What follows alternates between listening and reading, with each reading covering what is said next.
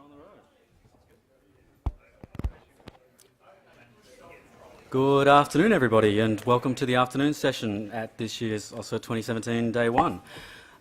Usual reminders, put your phone on silent if it's not already, and please remember to use the app to rate the sessions as we go through them.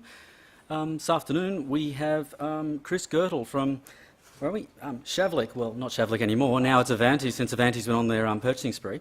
Before I go too much further, there's a nice Avanti guy at the back making sure you've got chocolate if you need any chocolate to wake up, so he's down there pushing the chocolate. Shane will hook you up. Okay, Chris is the, what is it, Director of Product Management. Product Management at, is it Avanti that's giving you that title? Okay, at Avanti. And he's going to be talking about, I guess, pretty much his experiences implementing or doing defence in depth within their product framework, I guess. Yep. So if you could all welcome Chris.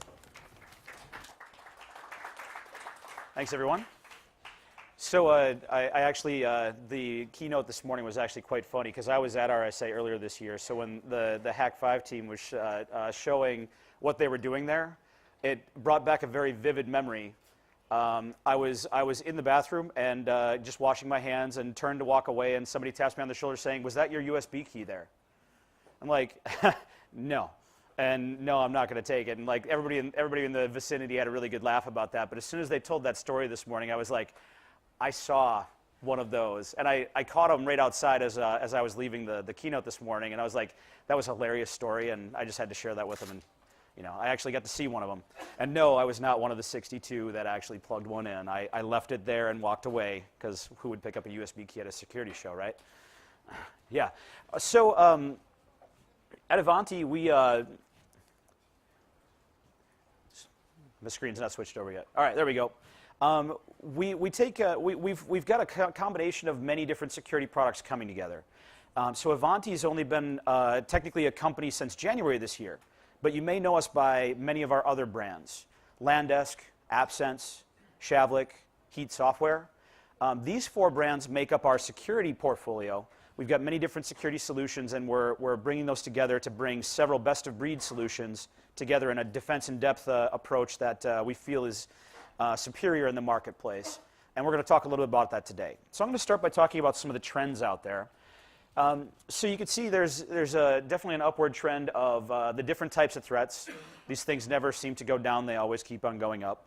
Malware increasing by 9% year over year, phishing by 7%, attacks to steal financial information up by 12%, attacks to steal intellectual property or data up by 12% between 15 and 16. So obviously the threats are only accumulating. Phishing or user-targeted attacks, most commonly you see those in phishing exploits and drive-by downloads, things like that. 30% of recipients are going to open those phishing attempts, and 12% will click on the attachment. And of that 12%, half of those may happen in less than an hour of the first point it enters into your environment.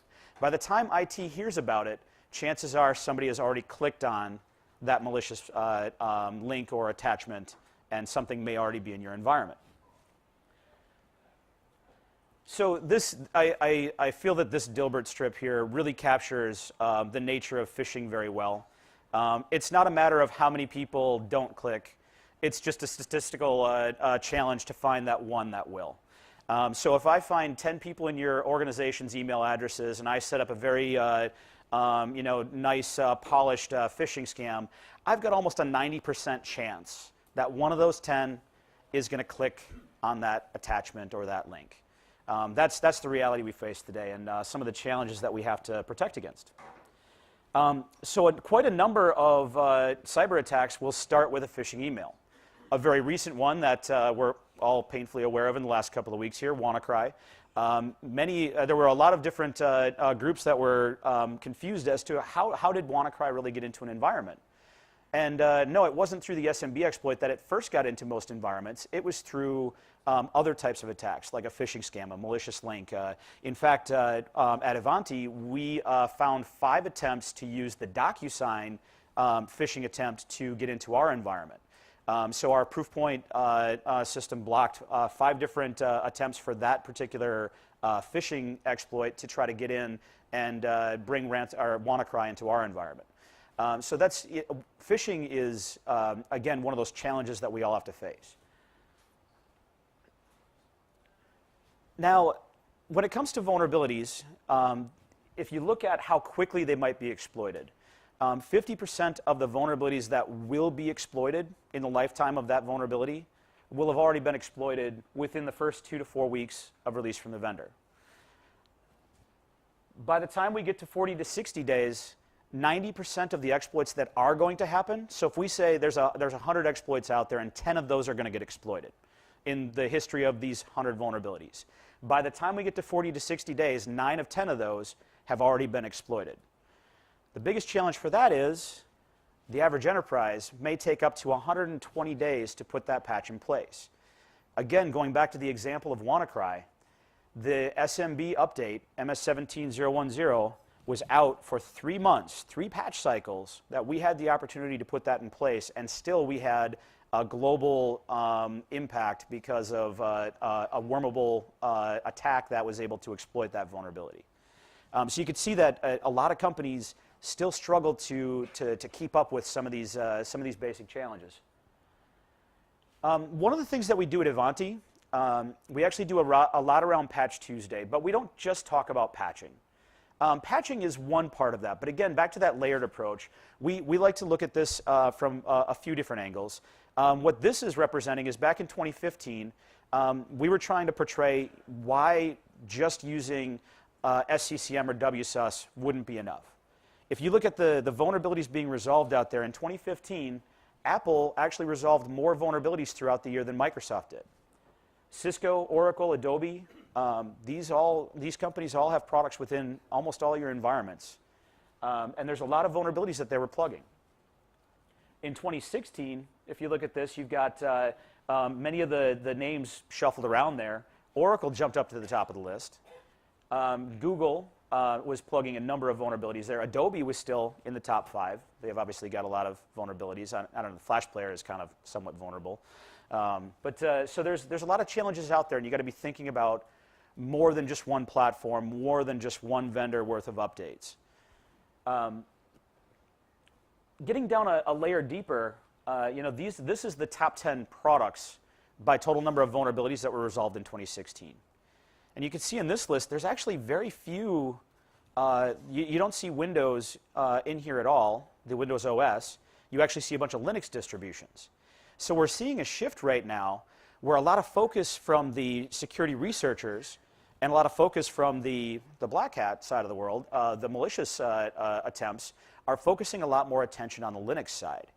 And the vendors are reacting, and they're trying to get ahead of that and plug more vulnerabilities over there. There's a lot more of the hosted environments are going towards Linux distributions. A lot more of the container platforms are focusing on that side. More and more IoT devices that are based on some sort of an appliance will be a Linux distro on there. So there's a lot more attention shifting to the Linux side as well. We've got to worry about more platforms than ever, and we've got to worry about both the OS and the application layer. Everybody loves to compare notes on the browsers as well. How many of you is Chrome your top choice? It is mine. I usually have all 3 browsers, Chrome, Firefox, and IE, depending on what I need to do, to whether it's testing something in a different browser or, but if I use one on a regular basis personally, it would be Chrome. Now, one thing about this is Chrome has continually been the top for resolving vulnerabilities each year, but they've also got one of the more active zero-day teams and a very active set of researchers out there who are discovering these things. So, it's good to see a browser like that getting a lot of resolutions because it is so widely used, especially. So this was an interesting quote that I found. This guy has moved up to being CEO of his security company, but he will tell you that whether it's today or back in 1999 when he started pen testing, he's going to take the same approach that he's always done. You find a public exploit for a vulnerability that's less than 4 months old. That's pretty much under our 120-day average. You tailor that exploit to work with your remote administrative tools. Mutate the exploit until you can beat common virus detection. Phish that user, and you're in.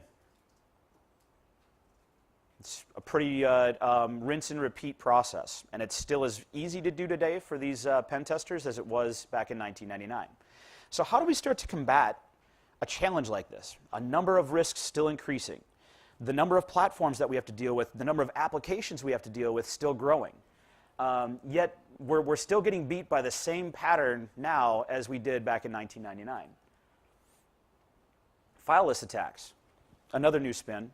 Actually, it's been around for a while, but it's getting more and more popular. More fileless malware attacks are happening now as well. I don't need to use a vulnerability to execute something on that system. I can take advantage of PowerShell or macros or other things out there. The Essential 8, if you follow the ASD framework, the Essential 8 expanded to include other things, including locking down of Office macros and locking down the browser experience because of these forms of attacks. They're going to take advantage of the things that we have on these systems that we allow to work. So it's going back to what Darren was talking about this morning in the keynote. It's all about knowing how the system works so that you can tell computer to computer, a nice little lie so that it'll let you do what you want. So we've got to be able to protect against many of these things. So what is that weakest link on an environment? A lot of it comes back to that user. The easiest way into an environment, whether it's a hardware, a USB drop like we saw this morning, whether it's a phishing scheme, whether it's all these different things, predominantly the easiest way into all of our environments is through a user. Why try to figure out how to pick the lock? By the way, I don't know if you guys, how many of you have done the lock picking over there? I haven't gotten over there yet. I've heard it's going pretty good, but it's not easy to pick a lock. But if you can convince somebody else to open that door for you and let you through, that's obviously the way you want to go. Least path of resistance. So what we also look at in our Patch Tuesday assessment we do each month, we take a look at the updates that were released. We look at the vulnerabilities that were in there. How many of those are targeting a user? So this is actually showing for 2016. I did a breakdown of the Microsoft side. The blue is how many bulletins released that month. The red is how many of those bulletins contained user-targeted vulnerabilities. Vulnerabilities that could be turned around to be used in an attachment, a phishing scam, a drive-by download, a malicious website that I could set up. These are the vulnerabilities that they can use in those types of attacks. The other ones are privilege escalations and cases where once I'm inside the network, those are the ones I'm going to use to get from system to system, like our SMBv1 exploits that we saw that made WannaCry so successful. So it's a combination of these things, but the user is the most common way they're going to get into the environment still. Another thing that we look at is privilege management.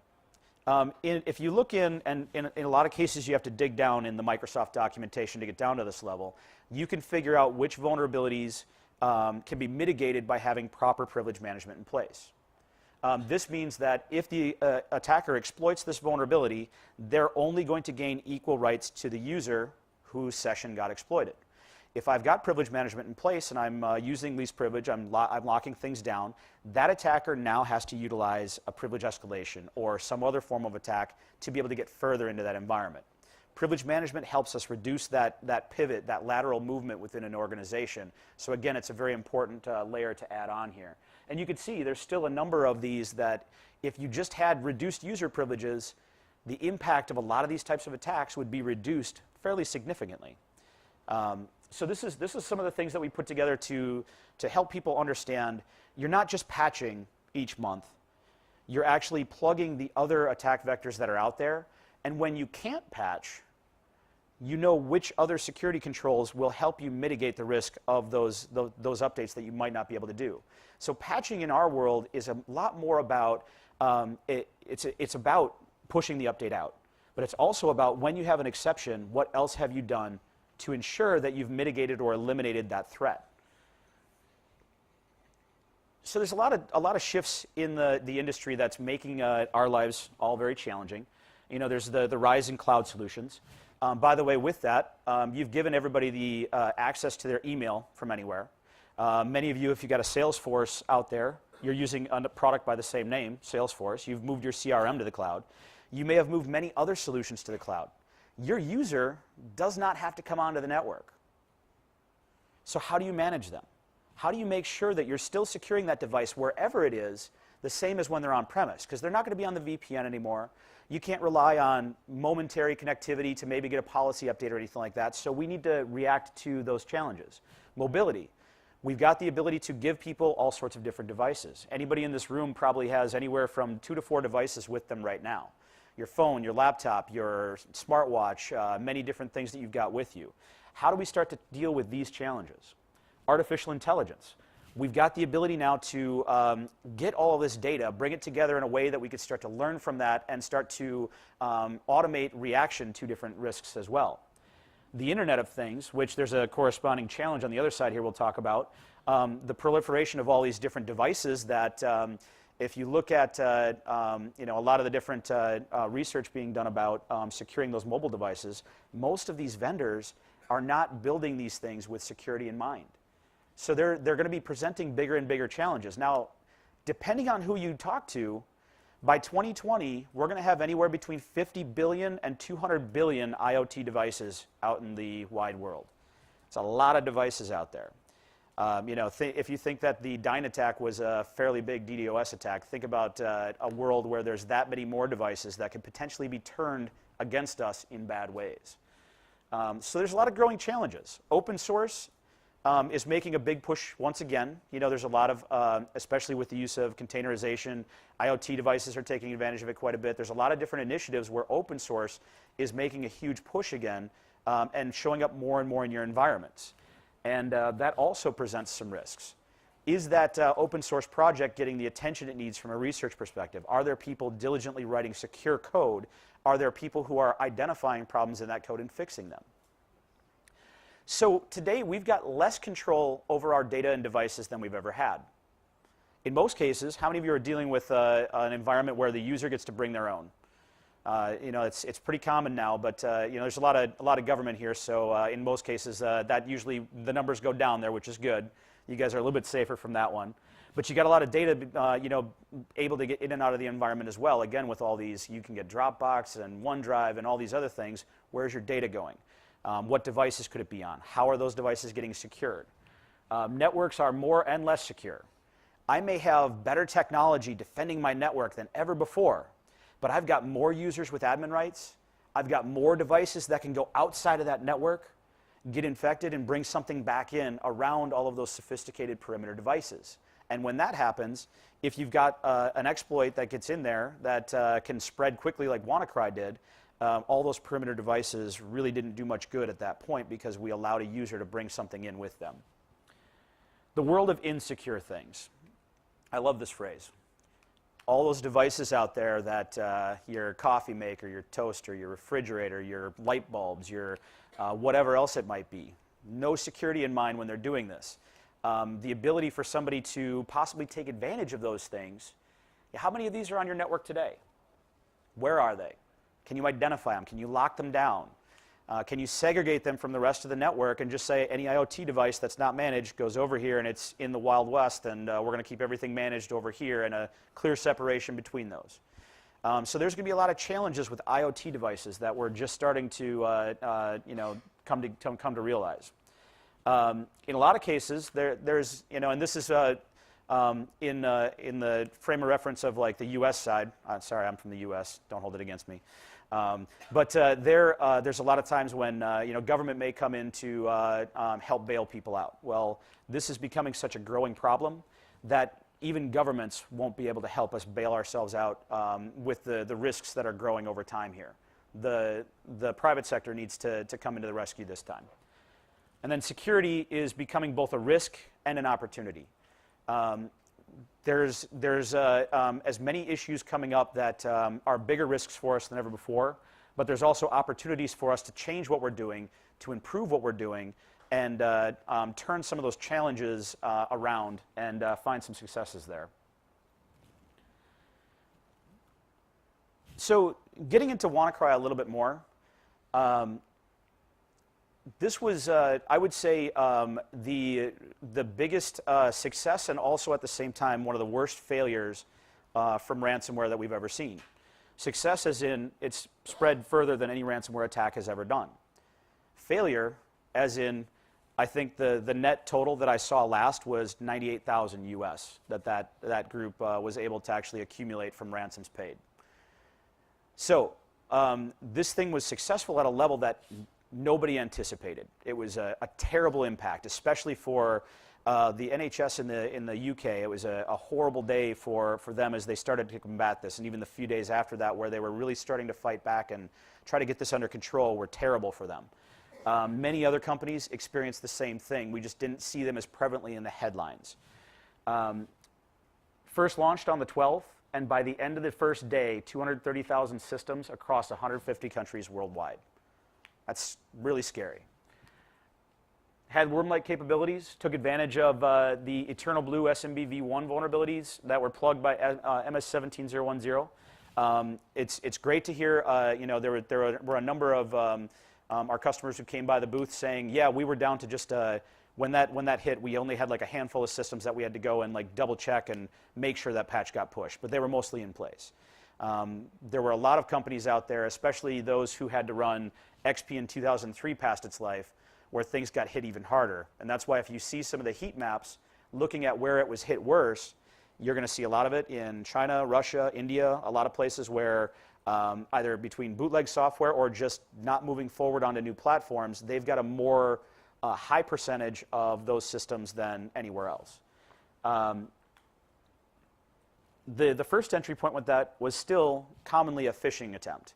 Either a malicious URL, an email that was trying to exploit that, that's where it first got in. But once it did, unlike regular ransomware where you had to convince each case to try to do that and you had very little chance of things moving laterally within the network, in this case, that SMB exploit allowed it to move very quickly. Once that foothold was made, Eternal Blue is what really made this thing successful. So again, going back to success as in it was the biggest impact we've ever seen from a ransomware attack, failure as in it really didn't make much money at all. So since then, there have been a couple other variants that you may or may not have heard as much about. AusCERT.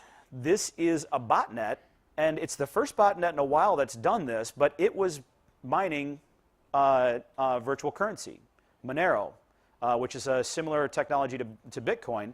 But they recognized very quickly that they could propagate enough bots to actually make Bitcoin mining, virtual currency mining, worthwhile for a botnet attack again. So they turned around and did this. Now, this spread very quickly again, but it did so much more silently. You weren't ransoming machines, so people didn't know what was happening until the resource impact on their systems became prevalent enough, or something else could detect it to point out the fact that it was happening. Blue Doom is another one. This one has been even worse than AusCERT because it's not mining. It's setting up a command and control network across the globe, and it's basically using double pulsar, which was another part of that NSA leak that basically allows it to connect up to a command and control network and wait for orders. Last I read, we still don't know what the end game was for this particular attack, but it's more stealthy than WannaCry was. It's able to move around as quickly. So I would say that the guys who set up these two variants were probably a little bit unhappy about WannaCry because WannaCry made the entire situation very apparent to the globe very quickly. If we wouldn't have seen that, these two variants could have been silently doing their thing for a very long time before we really knew how bad the impact was.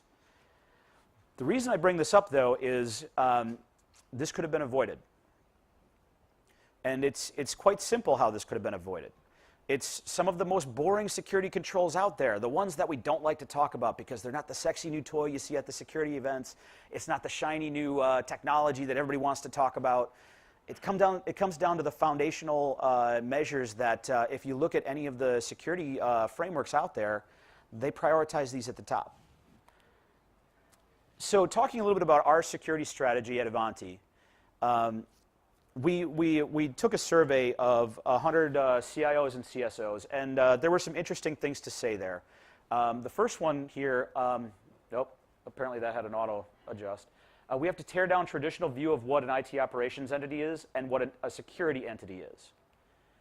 So when we dug into that further, If you look across here, these 100 people who responded to the survey were saying that between security and IT operations, you're actually seeing many of the different things that we're doing start to bridge that gap. It's becoming the responsibility of both sides. We're operationalizing IT, operationalizing security. IT wants things to work smoothly, while security wants security. You know, that's kind of a conflict of interest there. If you secure things well, you are probably going to make it so that the user experience gets impacted and you have a challenge in usability. So one of the things that we look at from this standpoint is we need to provide a defense in depth strategy, but we need to do so while balancing security with the user needs. And you can do this. Integrating the environment to discover the breadth of a risk. If I can't see it, if I don't know about it, I can't secure it. So discovery is a foundational piece of what it takes to secure environments. Providing technology that reduces the attack surface. Patching is going to significantly reduce the surface attack or the attack surface of your environment. Application control is going to significantly reduce the surface attack area across your environment. Analyzing data for insights into issues. Many of you are looking at SIM vendors. You know, you may have already got one in-house. You're pulling more and more data sources into it. You're analyzing that data. You're trying to get those insights. That's very critical to being able to do a proper defense in-depth approach to security. And then taking actions to solve those problems. If I can tell you you've got 1 million problems, that's great. If I can help you fix 1 million problems, that's much more beneficial. So now we need to understand the user. We need to discover their needs as well. If we implement a security control and we do so in a way that impacts the user experience, we're going to get rejected. And at that point, we're not successful. So we need to provide security controls that can help you balance that user experience with securing the device. Providing security without interfering with people's jobs. If I make something so painful that your users can't be enabled no matter where they are, whether it's in the office, out in the field, at home on a weekend, if I've locked down the experience to the point where they can't do their job, you can bet the user's going to be screaming about it, and the business is going to come back and push on the IT and security group to say, no, remove that, we can't do business like this. Silently provide services through upgrades and risk evasion. Being able to make sure that we can update things and try to do so in a way that we don't impact the environment and keep availability intact. And then increasing productivity with the right tools. You don't need 15 best-of-breed solutions to have a successful layered approach for cybersecurity. In fact, if you do try that mentality, you end up with a different problem, which is expense in depth. So it's one of those things where I go to a lot of the security shows, RSA for the last 8 or 9 years, and every year I see a bunch of new names on the floor doing very, very specific things. 1, maybe 2 specific features that they do. That's their niche, and they charge a premium for it. And if you go out there with the mentality of, I'm going to go and buy 5 or 6 of those that are going to solve all my problems, your security budget is going to shrink rapidly. So again, it doesn't require a bunch of these best-of-breed solutions to provide effective defense in depth. You can do so by layering the right measures in place so that the remaining items that you really need to get that are those best-of-breed technologies that do that niche thing that you really do need to defend, because in your environment it's a high risk, you've been able to do so without sacrificing the rest of the defensive mechanisms that you do need in place. So one of the things that we focus on at Ivanti is we look at different security frameworks. Any security strategy should start with a framework in mind. And one of the things that we've done, actually there's 2 in particular here, one very specific to the Australian audience, which is the Australian Signals Directorate. Their 35 security control framework that they use. That and the critical security controls from the Center of Internet Security are very similar in their approach. Looking at PCI, HIPAA, GDPR, many of these have great guidance in them, but they lack on a few things that I think that the ASD and the CSC frameworks really nail very well. So prioritizing a focused list of actions that you should take. If you look at either of those frameworks, they're numbered, and from the top down, if you start at number 1, each one of those controls you put in place is giving you the best bang for your buck as far as what you're doing to secure the environment and how much you're actually securing by doing that. As you get down to, the teens, the 20s, that's where you may be spending a lot of money for only a little bit of additional gain. Not that it's unimportant, but as you build into that, keep in mind that if you haven't taken care of the top of that list, spending a lot more money down here isn't really getting you to a very secure model very quickly. So that's one of the number 1 reasons why we chose the CSC for that. Compliant with all industry standards. If you go and look for, they've got a really interesting poster. It's a bit of an eyesore, actually. It's a giant poster that has all of their controls, and it maps into all of the other ITIL, PCI, HIPAA, GDPR, ASD, all the different frameworks globally are cross-referenced to this. So you can use this as a common framework and still be able to talk to vertical-specific requirements or in other industry performance requirements or things like that. So it's great at making sure they can map across many of those and be able to have those conversations. It's based on experience with real attacks. So the Center for Internet Security, this is a council of different security vendors and experts out there that have come together to build this framework. They're doing so with real-world experience in mind. So again, it's founded in very real-world terms. It's not a bunch of analysts who may have never really actually actively performed a security role or had to defend against the types of attacks we're dealing with. It's built by people who have been hands-on for years. And then it's helping to block initial compromises and detect compromised devices. It's got an emphasis on making sure you can do those things. And again, you can see all the different, from that we can map into, and this is just a lot of the big ones. They've got, I think it was like 20 or so other mappings that they've got on the version that I saw from like 2 years ago, which they've probably updated a few times since then. So with that framework in mind, we start to look at, and actually, so this is the CSC top 5. But I actually, I'm going to switch over to the next slide here, which is the ASD Essential 8, which is probably more familiar to you guys here locally. I can easily map from the top 5 over to the Essential 8 and show you where those things map together. But here, application whitelisting. With that, if I hadn't patched the SMB exploit, I was still able to block the ransomware payload that got executed for WannaCry to start to ransom a system. Now, it could still try to propagate to many other systems and try to launch that payload, but whitelisting would have been able to block that malicious payload. It would have been an untrusted application, and it would have been denied. Patching applications. If we would have had the SMB patch in place, and that was the only thing we did, we might have had a few pockets of people getting hit by ransomware. But it wouldn't have been able to propagate at such a rapid rate like it did, making it as widespread as it ended up being.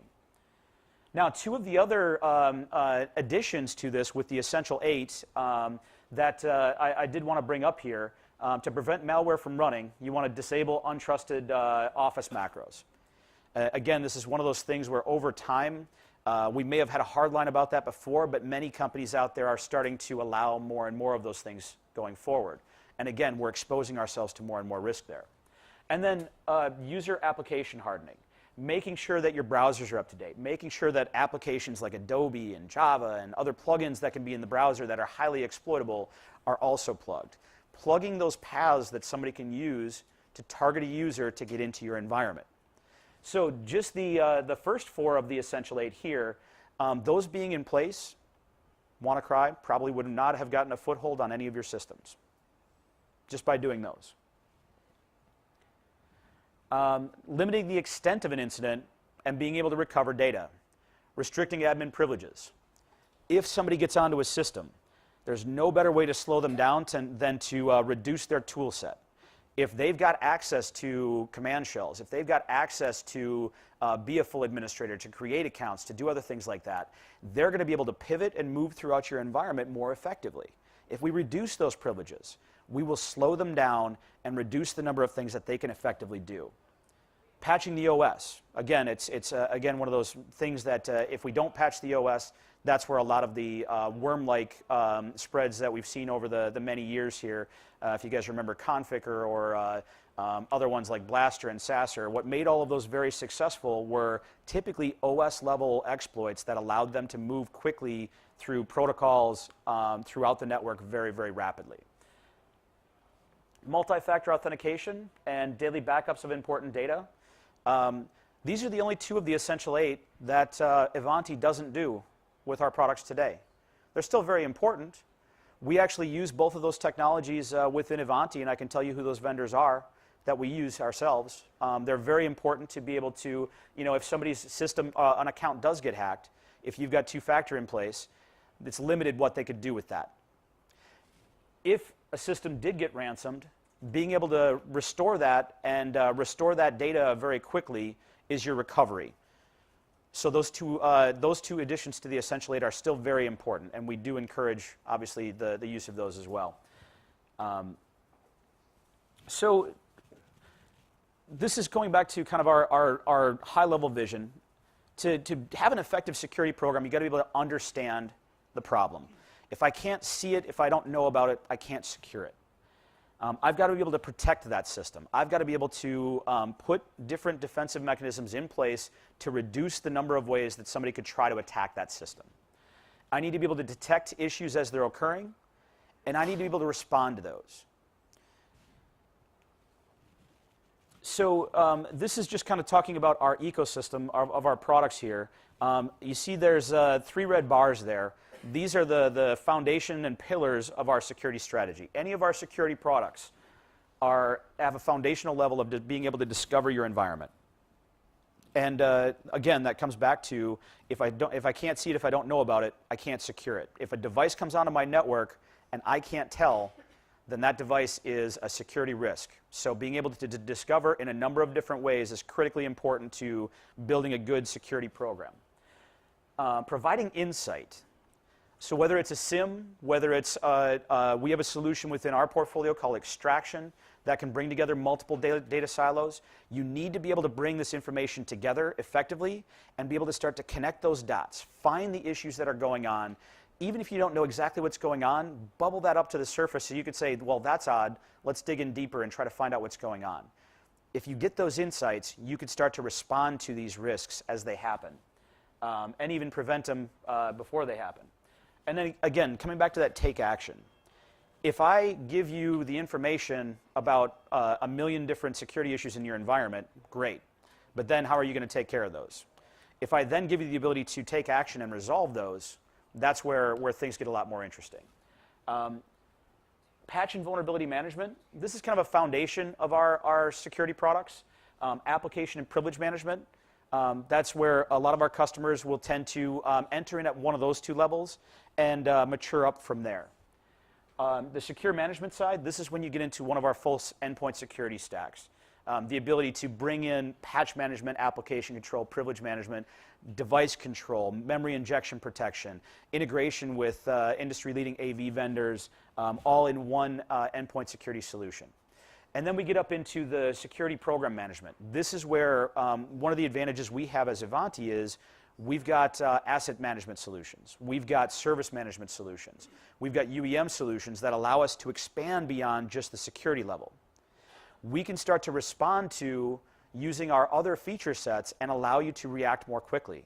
With our service management and the ability to react with some of our security features, you could have a secure incident that happens, and instead of that getting to a person and stopping and waiting for action to be taken, what if you could, at the click of a button or even with machine learning, automate the resolution of that? Let's use an example. You guys are probably all running a vulnerability vendor of some sort, Qualys, Rapid7, one of the different vendors out there. Okay. You can pull that together and make those connections and at the click of a button be able to take action on that. So I've gotten the time's up flag here. So I'm going to skip through a couple things real quick. But one thing I wanted to do is there we go. One thing we did in going back to the United We Stand theme for this year, The Ivanti organization, when WannaCry hit, we wanted to try to help the global community as well. So this is not a trial of our product. A trial is limited in some way. This is a full license of our product for 90 days. And actually, the first person I talked to at this show, I told them that we had this available, and he said, "Don't tell me that." And I'm like, "Why not?" Because I've got 550,000 endpoints. We don't care. We're going to give you a 90-day license for our patch solutions that will allow you to manage however many machines you have. So if you're interested, if you want to take a look at one of our foundational technologies here, swing by the booth and let us know, and we'll get you guys signed up. Thank you.